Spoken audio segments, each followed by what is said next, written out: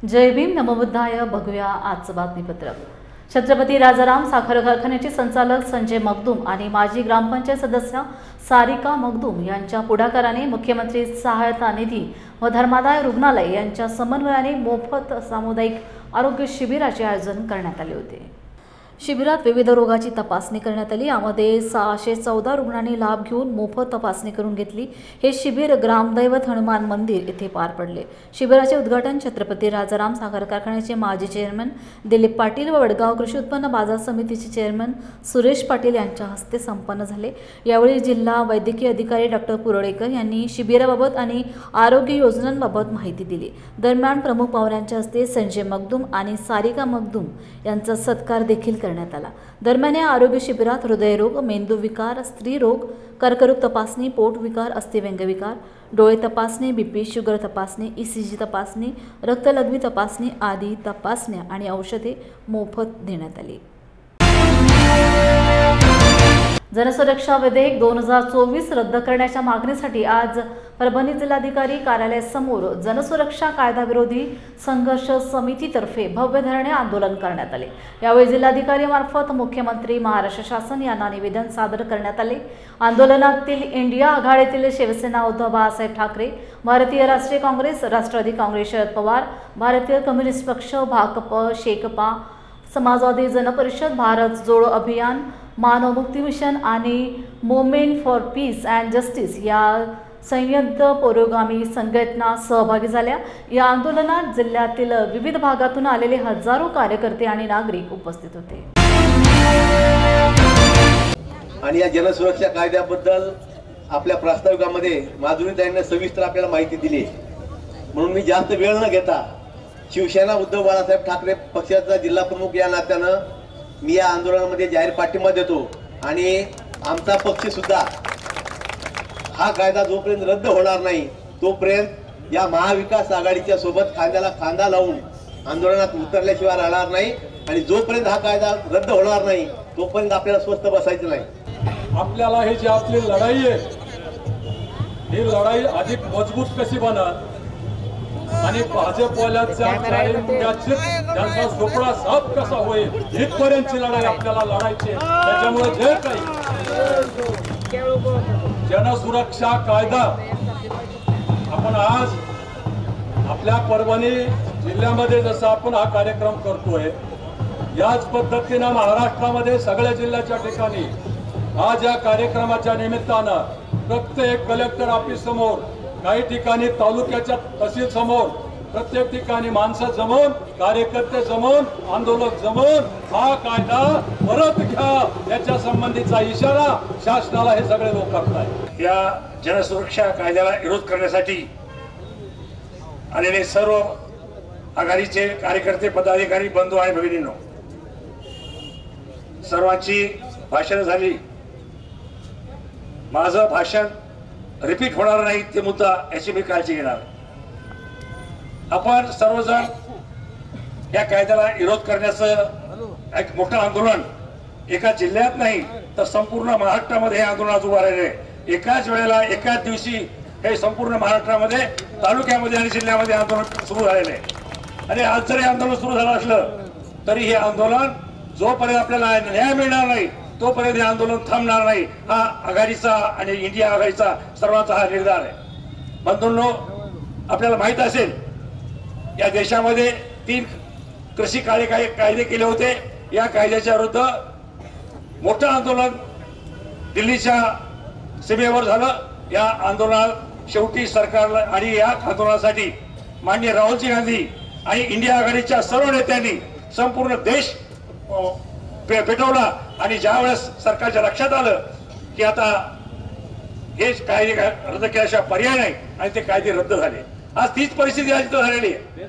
खरं म्हणजे कायदा जो असतो तो कायदा जनहिताचा असला पाहिजे, कारण कुठलाही कायदा जनतेला फायद्याचा असला पाहिजे। परंतु हे सरकार जनतेच्या फायद्याच्या ऐवजी जनतेचं नुकसान कसं होईल असे कायदे करण्याचा या सरकारनं चंग मारलेला आहे। भाजप विधानसभा निवडणुकात मतांची चोरी करून सत्तेवर आले आहे। आता बिहारमधील 65 लाख मतं गायब झाली आहेत।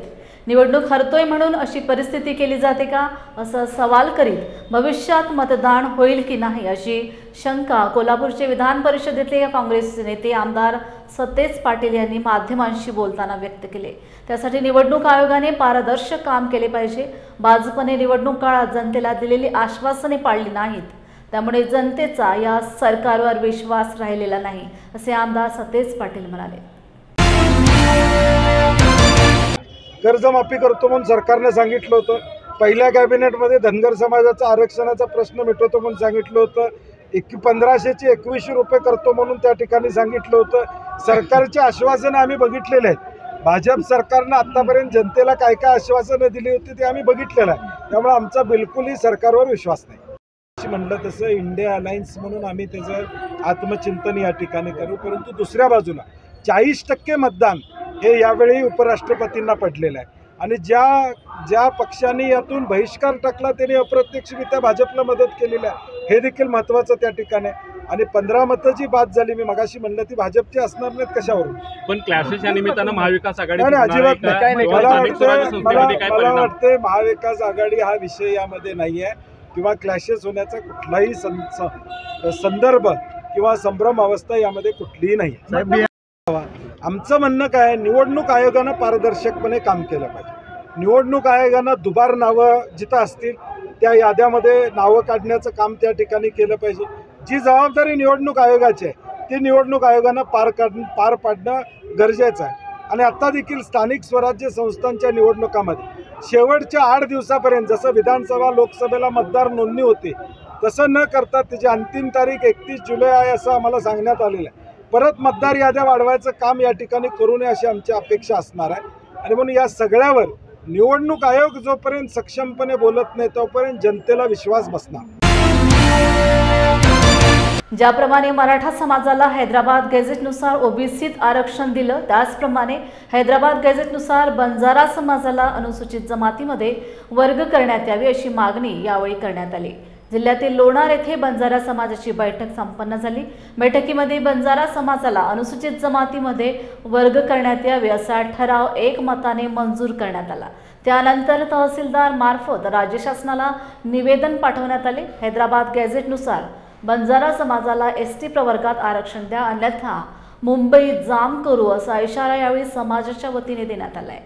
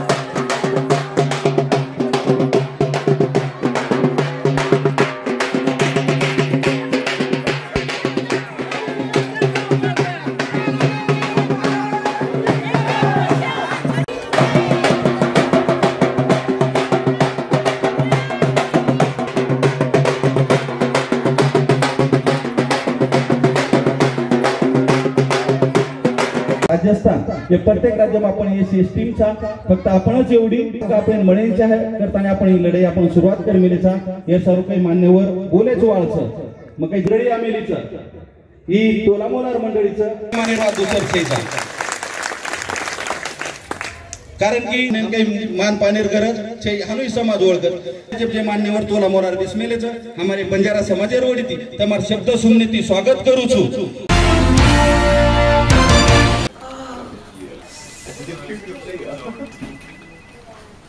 बॉस ने मीटिंग बुलाई। क्या यार, आदमी की तकलीफ को तो समझो। बाहर बाहर उठो बैठो उठो बैठो। जनाब, तकलीफ उठने बैठने की नहीं, तकलीफ बवासीर की है? बवासीर, फिशर, भगंदर, पाइलोनियल साइंस का आयुर्वेद तथा आधुनिक लेजर से उपचार। अभ्युदय पाइल्स लेजर हॉस्पिटल, लोहार समाज भवन के पीछे, महापुष्प सोसाइटी, शताब्दी नगर चौक से मनीष नगर रोड, नागपुर। कॉल और विजिट करें www.pilesfistulacure.com। पुणे येथे कार्यकर्ता संवाद मेळावा आयोजित करण्यात आला होता। विधान परिषदेच्या उपसभापती नीलम गोरे यांच्यासह गृहराज्यमंत्री योगेशजी कदम यांच्या उपस्थितीत हा मेळावा पार पडला। रिपब्लिकन सेना व शिवसेना या दोन्ही पक्षांची युती झाल्यानंतर आज पहिल्यांदाच रिपब्लिकन सेना शहर प्रमुख हनुमंत पपुल, युवा अध्यक्ष अजय भालशंकर व शिवसेना शहर प्रमुख प्रमोद भानगिरे यांनी शिवशक्ती आणि भीमशक्ती कार्यकर्ता संवाद मेळाव्याचे आयोजन केले। या कार्यक्रमाला विधान परिषदेच्या उपसभापती डॉक्टर नीलम गोरे तसेच गृहराज्यमंत्री योगेशजी कदम यांनी प्रमुख उपस्थिती दर्शवली। शिवशक्ती आणि भीमशक्तीच्या या मेळाव्याला रिपब्लिकन विद्यार्थी सेना प्रदेशाध्यक्ष मान्य श्री विवेकजी बनसोडे, रिपब्लिकन कामगार सेनेचे महाराष्ट्र प्रमुख युवराजजी बनसोडे, पुणे शहर शिवसेना महानगर प्रमुख रवींद्रजी धंगेकर, महाराष्ट्र रिपब्लिकन सेना उपाध्यक्ष संजयजी देखणे, रिपब्लिकन कामगार सेनेचे सरचिटणीस सुहास बनसोडे उपस्थित होते। पण मी ज्या मतदारसंघामधून येतो, आज माझा मतदारसंघ दापोली मतदारसंघ आहे।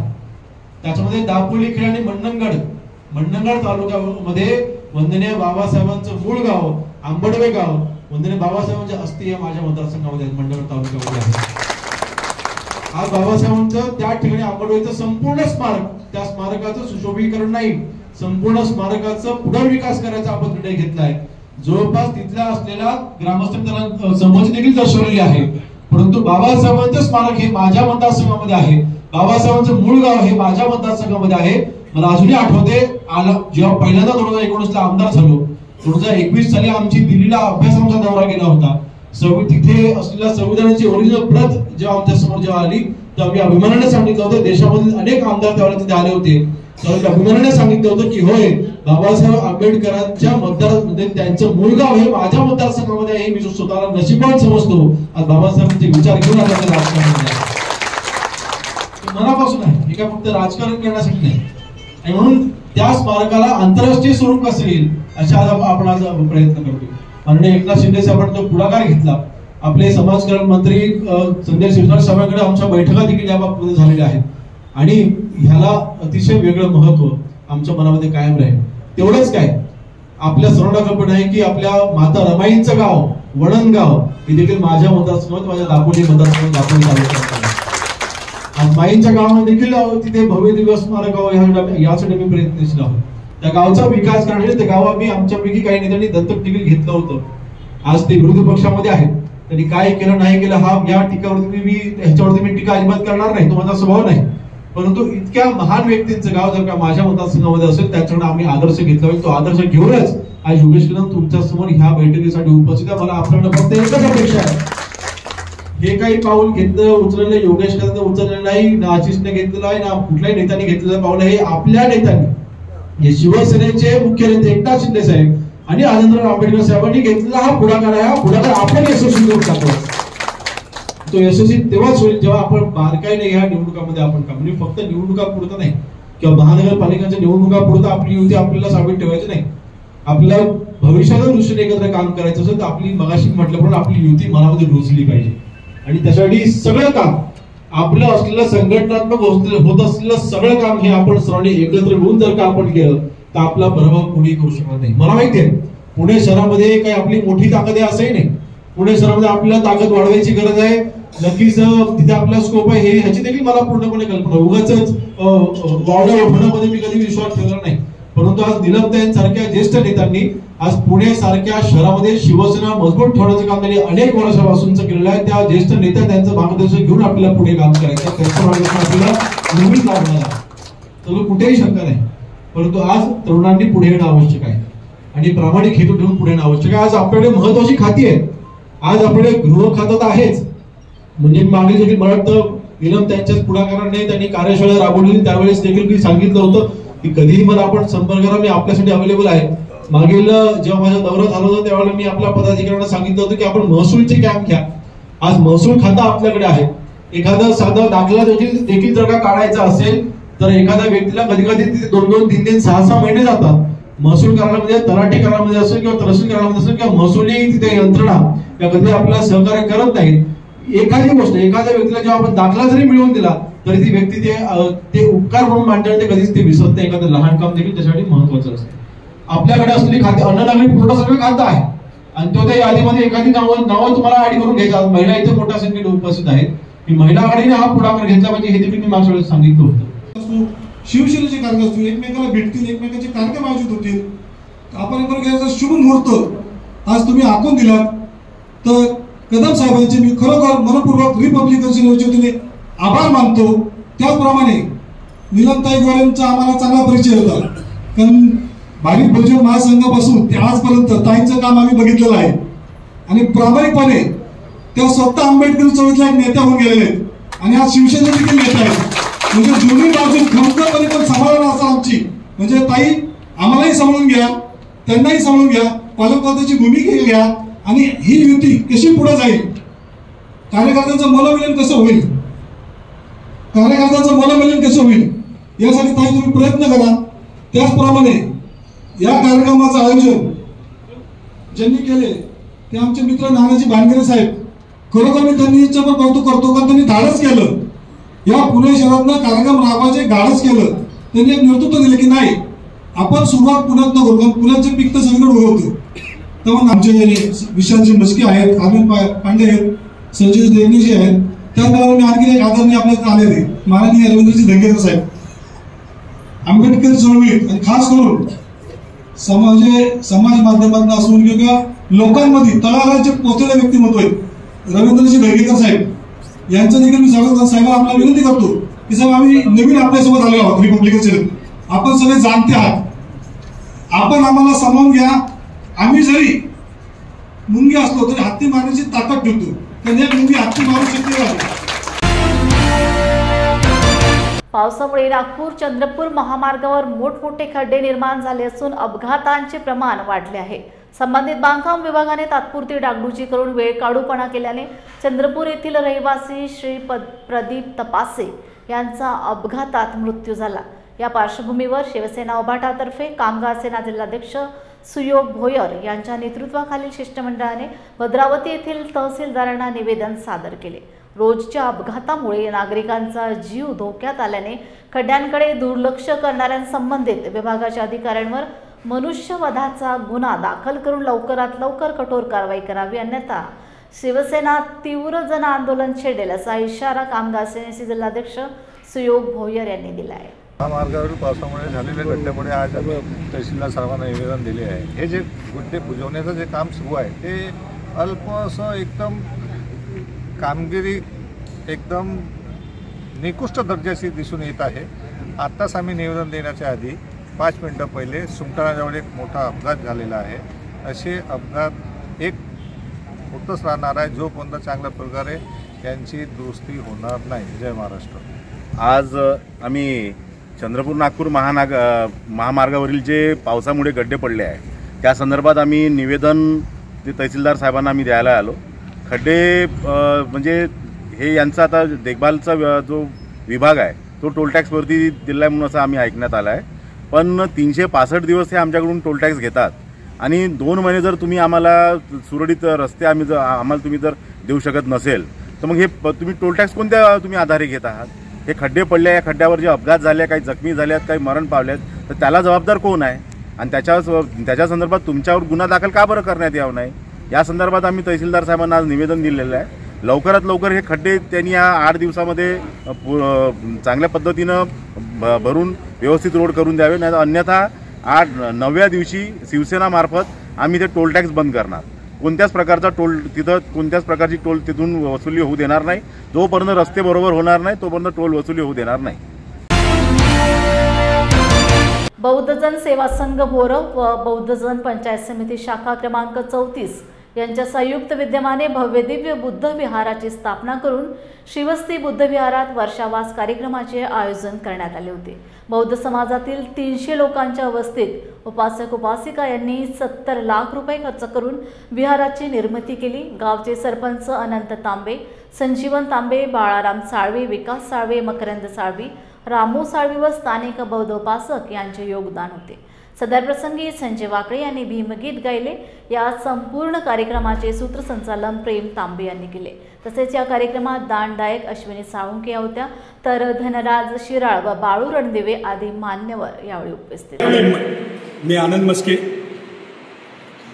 आपण आज या बोराव गावामध्ये आलेलो आहोत की जे महाडमध्ये प्रसिद्ध असणारं असं गाव, ते बौद्धजन पंचायत समिती शाखा 34 बौद्धजन सेवा संघ बोराव आणि रमाई महिला मंडळ यांच्या वतीनं एक आदर्श असं एक बुद्धविहार, की ज्या बुद्धविहाराचं नाव श्रीवास्ती आहे आणि या श्रावस्ती बुद्धविहारामध्ये एक छोटंसं गाव आहे आणि अशा गावामध्ये ही जी सर्व मान्यवर मंडळे यांनी अतिशय परिश्रम घेऊन जवळजवळ 70 लाखापर्यंत जे हे विहार पोटेन्शियल आहे, एका गावामध्ये एक ऐतिहासिक असं विहार की जे वक्ता म्हणून अनेक गावांमध्ये प्रवचनाला गेलेलं दंबदेशनासाठी, परंतु एक आदर्श आणि आगळं वेगळं असं जे विहार आहे की मुंबईसारख्या प्रस्थापित ठिकाणी सुद्धा इतकं उत्कृष्ट असं की जे परिपूर्ण असं सर्वांगाने असं हे विहार आहे। आणि बऱ्याच ठिकाणी मी पाहिलेलं आहे की भगवान बुद्धाची अनेक विहारांना बुद्ध मूर्ती मिळत नाही,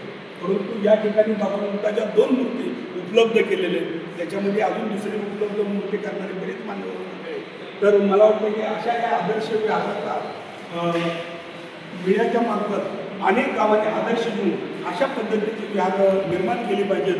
या विहारामध्ये अनेकांचं सगळ्याचं मोठं योगदान जरी असलं तरी या गावचे माजी सरपंच अनंत तांबेसर यांनी अशा पद्धतीने आपण आमचे गावामध्ये छोटं असल्या कारणानं आमचे मामा विठ्ठल पवार ते मुंबईचे सेक्रेटरी आहेत।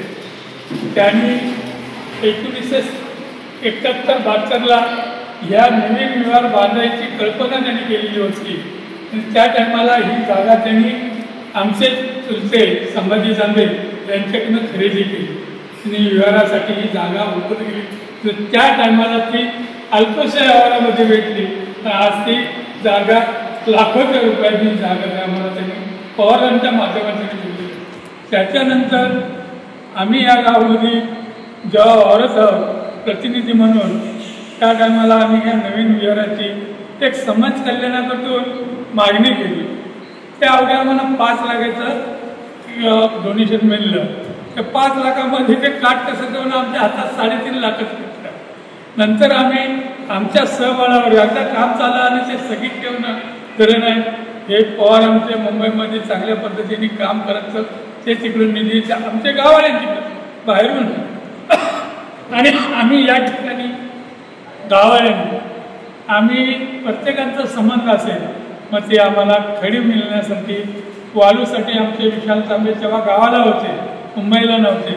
त्यांचे मेवणे एक दासगावमध्ये आहेत, त्यांनी 15वर काम करत असताना आम्ही जवळजवळ तिकडे 30-40 वाळूच्या गाड्या अशा आल्या, म्हणजे अनेक आम्हाला डोनेशनवाले मिळले ते मटेरियलच्या माध्यमातून आणि ह्या माध्यमातून जवळजवळ आम्ही काम केलं तर जवळजवळ 70,000च्या पुढे काम केलं, 70 लाखाच्या पुढे।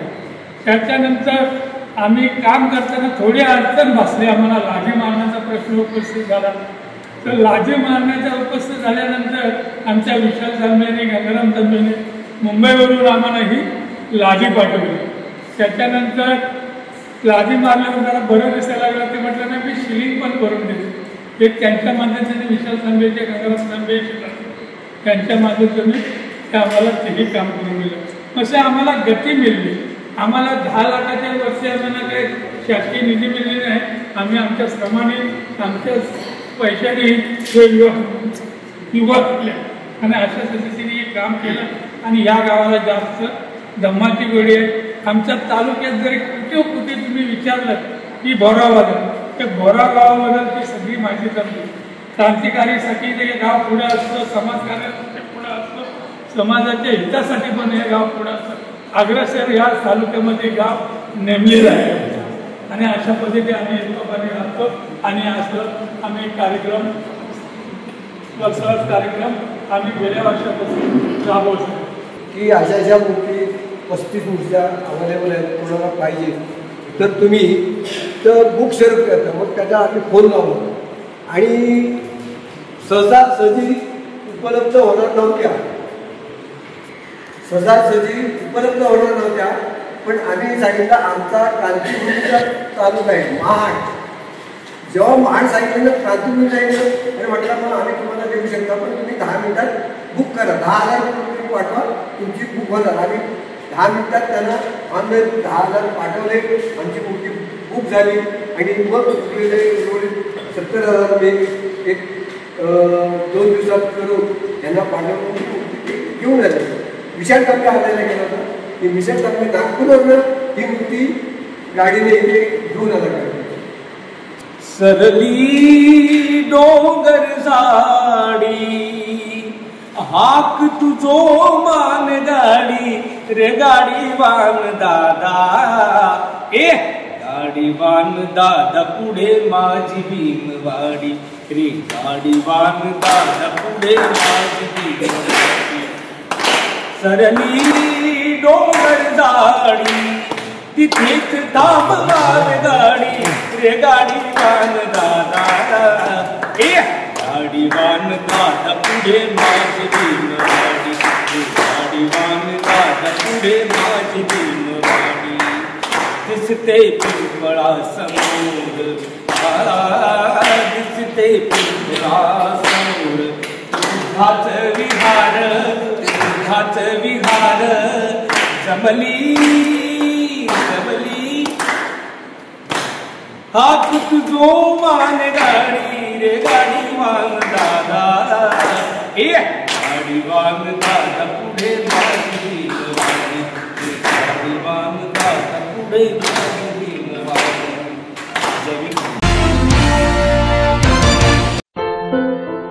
क्या हुआ बहू? माँ, पाइल्स की बहुत तकलीफ हो रही है. तो तुम गुदरोग सर्जन के पास क्यों नहीं गई?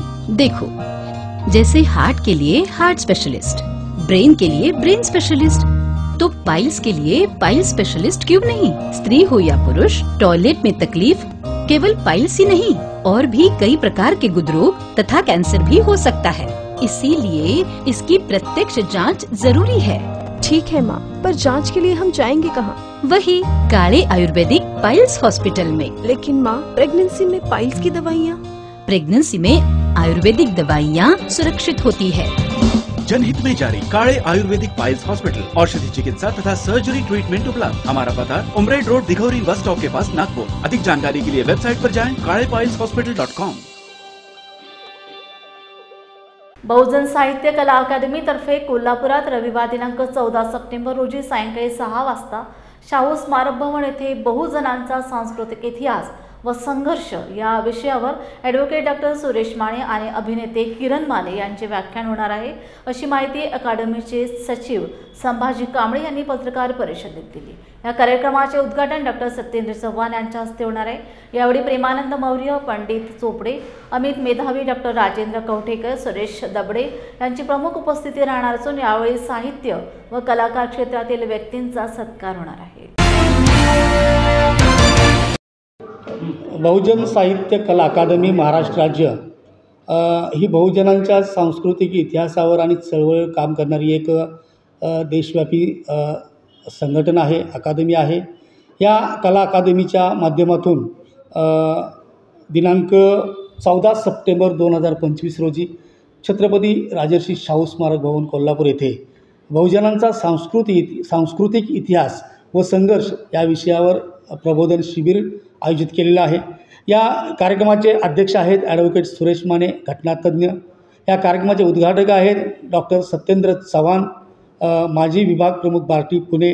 आणि या कार्यक्रमासाठी प्रमुख मार्गदर्शक आहेत सुप्रसिद्ध अभिनेते व विचारवंत किरण माने सर. तर या कार्यक्रमासाठी प्रमुख उपस्थित आहेत प्रेमानंद मौर्य, केंद्रीय सल्लागार, महाराष्ट्र राज्य मागासवर्गीय विद्युत कर्मचारी संघटन, माननीय पंडित चोपडे सर, अभ्यासक व विचारवंत, माननीय अमित मेधावी, बौद्ध लेणी पाली भाषा अभ्यासक व विचारवंत, माननीय डॉक्टर राजेंद्र कवठेकर, अभ्यासक व विचारवंत, माननीय रघुनाथ मांढरे सर, अभ्यासक व विचारवंत, माननीय सुशील कुमार कोल्हटकर, अध्यक्ष बौद्ध प्रणाली चॅरिटेबल ट्रस्ट कोल्हापूर, माननीय दिलीप वायदंडे सर, सामाजिक कार्यकर्ते, माननीय रमेश कांबळे CM अकॅडमीचे प्रमुख आहेत, माननीय रामचंद्र कांबळे उर्फ RK, प्रदेश सचिव बहुजन रिपब्लिकन सोशलिस्ट पार्टी आणि माननीय सुरेश दबडे जिल्हाध्यक्ष BRSP कोल्हापूर. या कार्यक्रमाच्या माध्यमातून त्याच वेळेला आपण बहुजन समाजातील जे साहित्यिक आहेत, जे कलाकार आहेत, जे मान्यवर साहित्यिक आणि कलाकार आहेत, ज्यांनी आपलं खूप मोठं योगदान या बहुजनांच्या सांस्कृतिक इतिहासामध्ये किंवा सांस्कृतिक चळवळीमध्ये दिलेलं आहे, त्यांचासुद्धा एक छोटासा आपण गुणगौरव तथा सत्कार घेत आहोत. त्यामध्ये जे शाहीर विजय शिंदे आहेत, शाहीर मारुती साक्रीकर आहेत, त्याचप्रमाणे नुकताच गाभ हा मराठी चित्रपट रिलीज झाला, ज्याला 2 अवॉर्ड्स मिळाले. त्याचे दिग्दर्शक आहेत अनुप जत्राडकर. आता सद्यस्थितीला बार्टीमध्ये संशोधक म्हणून कार्यरत असलेले डॉक्टर संभाजी बिरांजे, ज्यांनी वेगवेगळी नाटकं केली, आपला ठसा एक उमटलेला आहे, असे नाट्य दिग्दर्शक डॉक्टर अरुण मिरजकर, जे भीमगीतांच्या माध्यमातून वर्षानुवर्ष या ठिकाणी समाज प्रबोधन करत आहेत, असे आमचे मित्र सचिन श्रावस्ती, त्यांचा गौरव भीमाचा, आणि दयानंद मेहतर हाक बाबांची, असे 1-2 त्यांचे ऑर्केस्ट्रा आहेत. त्याचबरोबर ज्यांनी वनवा नावाची एक शॉर्ट फिल्म आता नुकतीच, ज्याचं राष्ट्रीय आणि आंतरराष्ट्रीय पातळीवर कौतुक होत आहे, त्या वनवा ह्या शॉर्ट फिल्मचे निर्माते आणि ज्यांनी अनेक पुस्तकं लिहून या बहुजन साहित्यामध्ये भर घातलेले आहे, आमचे मित्र मच्छिंद्र कांबळे सर. त्याचबरोबर रणांगण 1818 हे भीमा कोरेगाववरचं जे नाटक या ठिकाणी ज्याचे पश्चिम महाराष्ट्रामध्ये गाजत आहे, त्या नाटकाचे दिग्दर्शक लेखक अनंत मांडुकलीकर आणि त्यांची टीम ही सुद्धा सोबत आहे. आणि विशेष करून आम्हाला हॉल राजर्षी शाहू स्मारक भवन हॉल उपलब्ध करण्यामध्ये ज्यांचा मोलाचा वाटा आहे ते दिनकर साळोखे आणि Neelam Kale madam, Kalasakt MD studio Gangavesh Kolhapur, हे सुद्धा या कार्यक्रमासाठी उपस्थित आहेत. या ठिकाणी किरण मानेसरांच्या माध्यमातून आणि सुरेश मानेसरांच्या माध्यमातून बहुजनांचा सांस्कृतिक इतिहास आणि त्यांचा संघर्ष याच्यावर मोठ्या प्रमाणात एक चांगलं विचारमंथन होणार आहे. तरी कोल्हापूर आणि सांगली पश्चिम महाराष्ट्रातील सर्व माझ्या बांधवांना विनंती आहे की आपण या कार्यक्रमाला मोठ्या संख्येने उपस्थित राहून ह्या विचारमंथनाचा लाभ घ्यावा, अशा प्रकारची एक विनंती आणि आवाहन करतो. जय भीम, जय भारत. गोवा पणजी येथे नुकतीच 38वी राष्ट्रीय बुद्धिबळ स्पर्धा पार पडली. या स्पर्धेत नागपूर बेसा येथील शौनक धनराज बडोले यांनी अंडर-13 वयोगट ओपन बुद्धिबळ स्पर्धेत भाग घेतला व 11व्या फेऱ्यांच्या स्पर्धेत 10 गुण मिळवत अजिंक्य विजेतेपद पटकावले व नागपूरकरांचं नाव देश पातळीवर पोहोचविले. या यशप्राप्तीनंतर काल रात्री त्यांचे नागपुरात आगमन होताच बेसा येथील नागरिकांनी त्यांचे ढोल ताशे आतिषबाजी करून जंगी स्वागत केले. बेसा चौक ते त्यांच्या राहत्या घरापर्यंत 4 चाकी वाहनातून ट्रॉफी व पुरस्काराची रक्कम घेऊन पायी यात्रा काढली व घराजवळच्या वसतिगृहातील शाळकरी मुलामुलींनी सुद्धा त्याचे अभिनंदन केले. या स्वागत समारंभाला त्याचे नातेवाईक, शौनकचे प्रशिक्षक, गुरुपीत व मित्रमंडळी मोठ्या संख्येने उपस्थित होते. भविष्यात जागतिक पात्रता स्पर्धेत खेळण्याची इच्छा त्याने लॉर्ड बुद्धा टीव्हीच्या प्रतिनिधींशी बोलताना व्यक्त केली.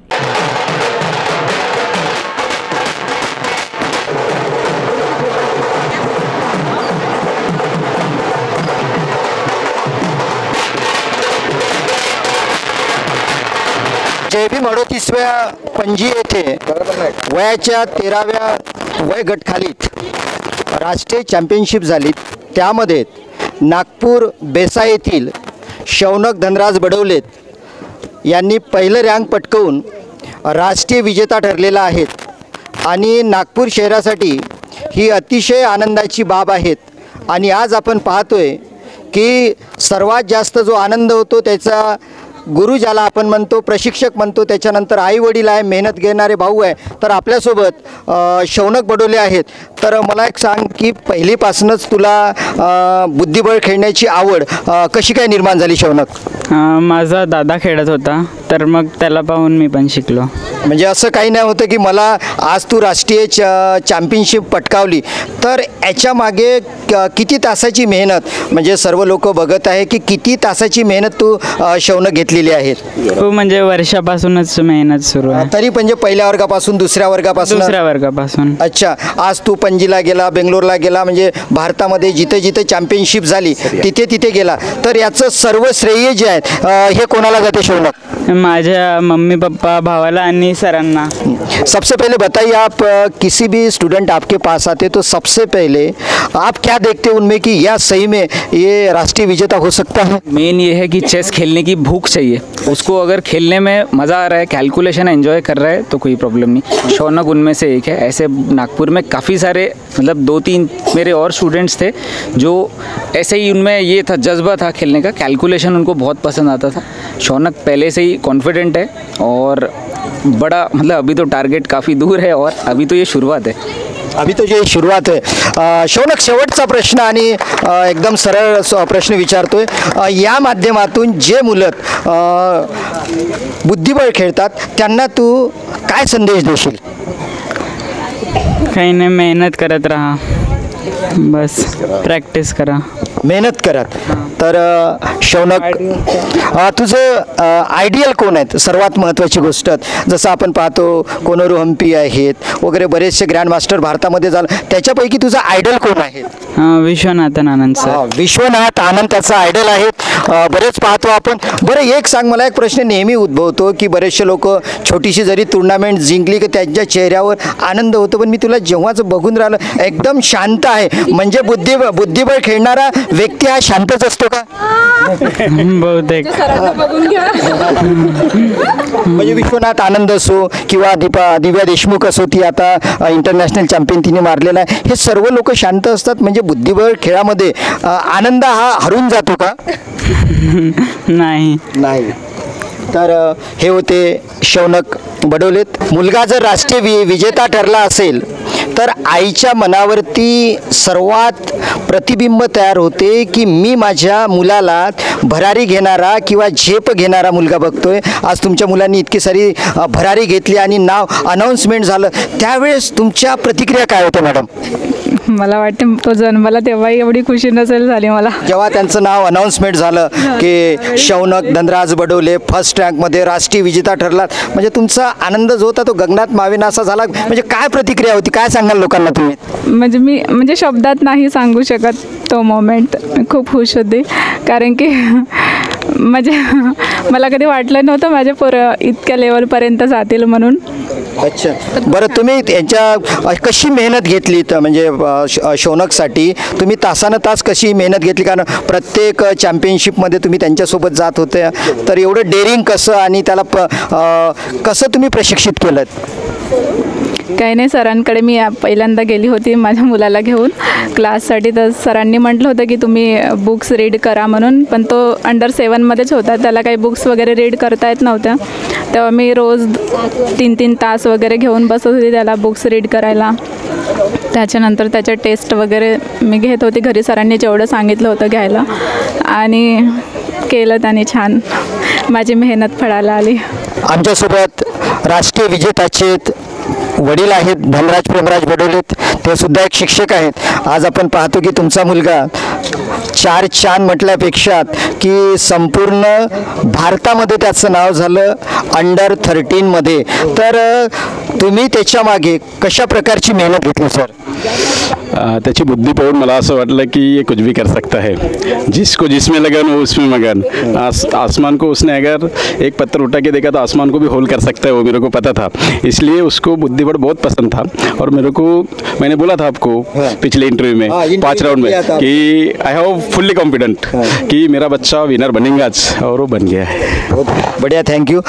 तुम्ही दुसऱ्या मुलांसाठी काय या कार्यक्रमाच्या माध्यमातून संदेश देणार आहेत सर? हा वैयक्तिक गेम आहे आणि वैयक्तिक गेम असल्यामुळे ह्या ठिकाणी कसं असतो, स्वतःवर डिपेंड असतो. तुमच्या मनगटात ताकद असेल तर तुम्ही जिंकू शकता, आणि मनगटात ताकद नाही, जसे सांघिक गेम जे असतात ते सांघिक गेम एकामेकावर डिपेंड असतात. पण हा जो गेम आहे हा स्वतःच्या ताकदीने खेळणारा गेम आहे. जर हा गेम चांगल्या पद्धतीने खेळलं तर नोकरीपेक्षा खूप चांगला गेम आहे आणि स्वतःच्या पायावर उभा होणारा गेम आहे असं मला वाटते. तशीच त्यांची आहे, कारण की जर त्यांनी पैसा दिला नसता, कारण की हा पैशाचा गेम आहे, याच्यामध्ये खूप पैसा लागतो. जर त्यांनी पैसा दिला नसता तर खरंच इथपर्यंत नसतो गेलो आम्ही. Thank you. Made for each other, दोघे एकमेकांना अतिशय समजावून घेतात, आणि असं जर दाम्पत्य असेल तर मुलगा खरंच बनू शकतो. जय भीम, जय भारत, नमो बुद्ध आहेत. जय भीम इंडियाच्या बातमीपत्रात वेळ झाली इथेच थांबण्याची. पुन्हा भेटूया ताजा घडामोडी घेऊन. जय भीम. आप देख रहे हैं लॉर्ड बुद्धा टीवी.